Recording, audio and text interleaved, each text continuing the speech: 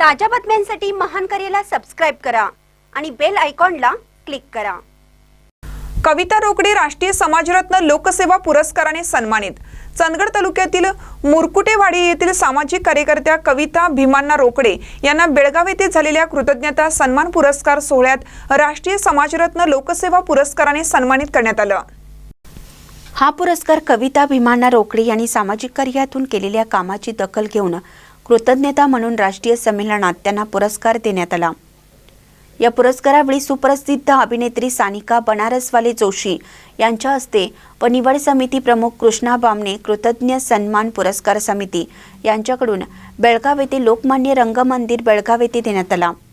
या पुरस्काराचे संयोजक कैलासवासी रवणनाथ पवार फाउंडेशन चंदगड व human rights press publication Belgaum यांच्याकडून आयोजन करण्यात आले होते।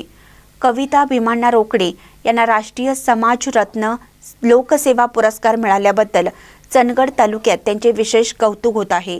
महानकरी न्यूजसाठी प्रकाश ऐनापुरे, चंदगड।